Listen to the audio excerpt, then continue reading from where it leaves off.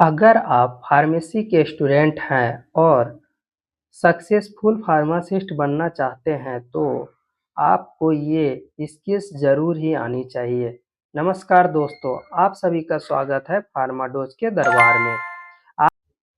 आज का वीडियो बहुत ही इम्पोर्टेंट है क्योंकि आज के वीडियो में हम आपको बताएंगे कि कौन-कौन से स्किल्स हैं फार्मेसी स्टूडेंट के लिए जो कि उन्हें हर किसी को सीखनी ही चाहिए।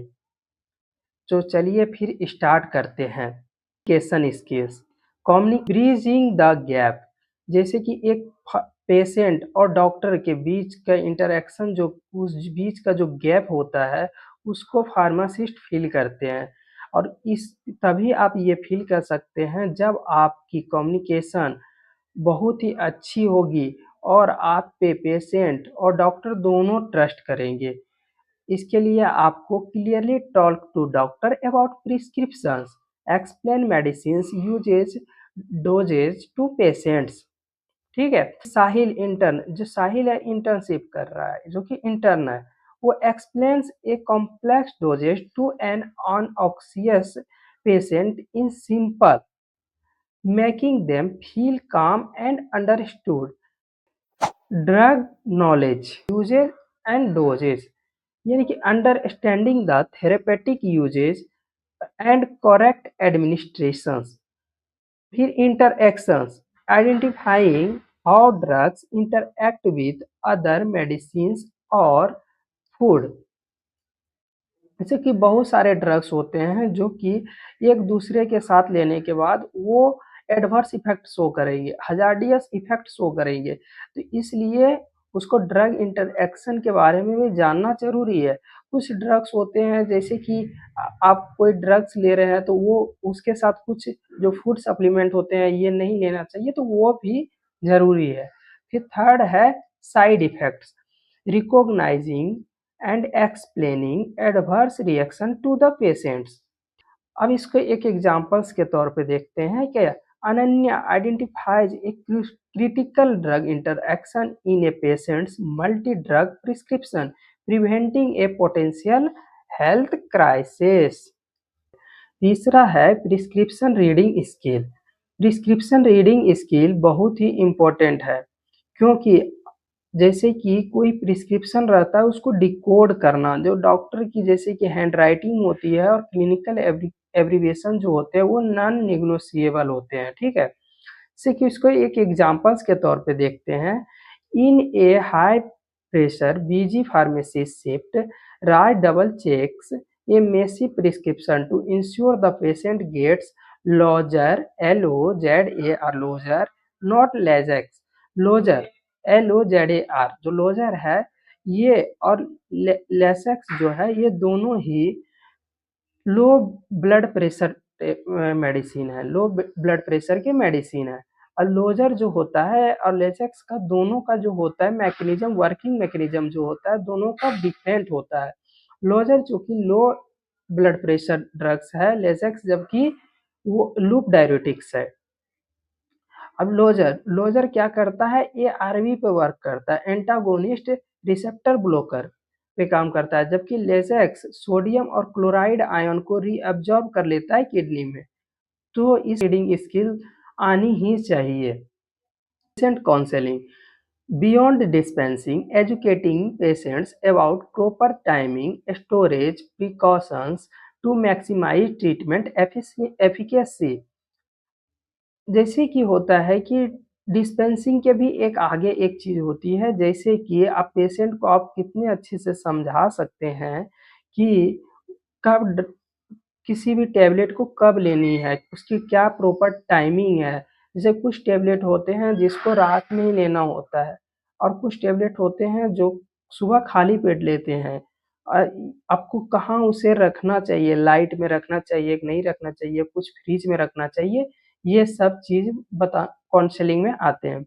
अब इसको एक एग्जांपल्स के तौर पे देखते हैं।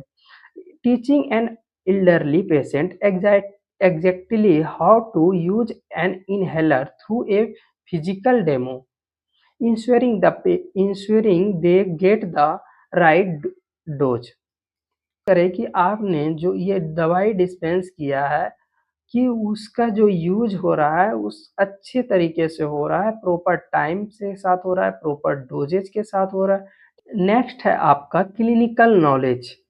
क्लिनिकल नॉलेज में आएँगे जैसे कि disease understanding and treatment guidelines. Disease understanding मतलब क्या हुआ? Deep knowledge of pathophysiology and how disease affect the human body. कोई ये कोई भी बीमारी ह्यूमन बॉडी को किस तरह अफेक्ट कर रहा है, ठीक है? और लास्ट में treatment guideline, familiarity with standard protocols like WHO, IDSA for therapeutic management. WHO यानी ह्यूमन एग्जांपल्स के तौर पे देखते हैं कि while dispensing BP medicines, Rahul uses his clinical knowledge to check if the patient's symptoms align with standard guidelines.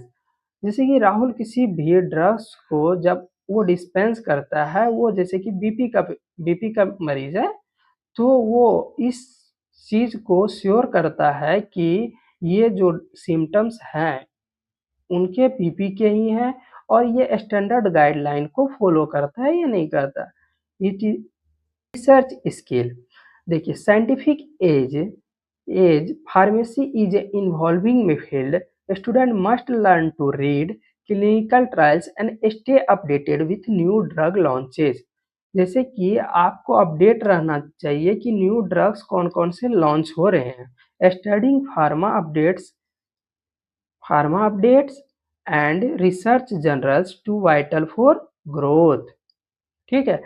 यार university hours यानी कि क्लास आवर्स के बाद Riya researches a newly approved FDA drugs to understand its mechanism for her है hospital seminar. यानी कि आपको college hours या यूनिवर्सिटी आवर्स के बाद आपको अप्रूव्ड ड्रग के बारे में भी समझना ज़रूरी है। Computer and digital skill 90% of modern pharmacy are now fully digital. 90% जो मेडिकल स्टोर्स हैं या फार्मेसीज हैं वो फुल्ली डिजिटल हो गए। तो digital pharmacist efficiency comes from mastering inventory software, medical apps, and emerging AI tools for drug check। यानी कि इसको भी एक एग्जांपल्स के तौर पे समझते हैं। Using an AI based tools to quickly cross reference 5 different medications for potential contraindication in second. कुछ ही सेकेंड में 5 डिफरेंट जो ड्रग्स होंगे उसके पोटेंशियल कंट्राइंडिकेशन को हम चेक कर सकते हैं। ठीक है। Management successfully balancing academic pressure with practical internship. जैसे कि प्रैक्टिकल लैब है, कॉलेज लेक्चर के अलावा भी आप जैसे कि सैटरडे संडे को समय बचता है तो आप हॉस्पिटल फार्मेसी में इंटर्नशिप कर सकते हैं, यानी कि वहाँ जाके विजिट कर सकते हैं एज ए कम से कम। ठीक है।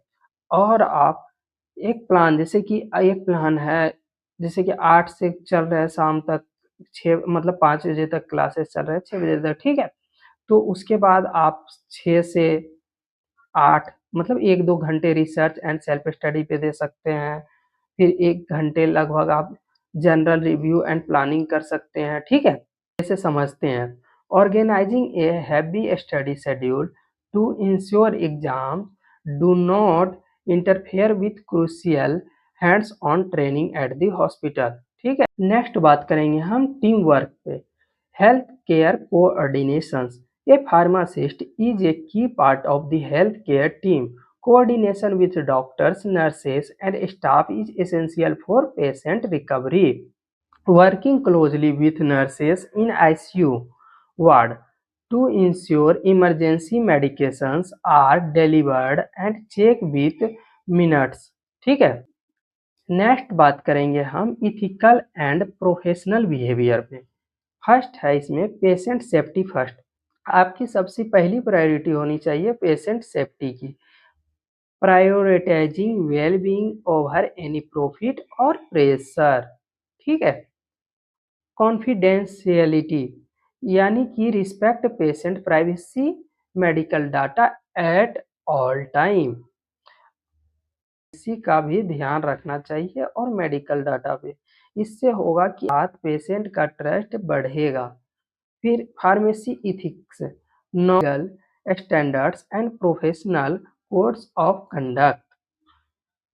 एग्जाम्पल्स के तौर पे देखते हैं, politely refusing the dispense a restricted medications without a prescription even when asked by family friend.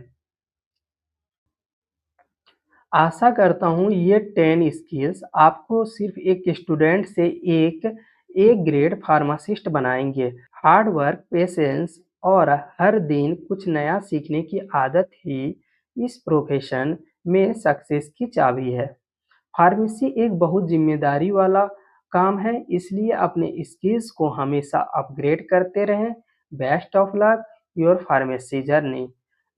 आज के लिए इतना ही, मिलते हैं फिर नेक्स्ट वीडियो में। तब तक के लिए स्वस्थ रहें और देखते रहें फार्मा डोज।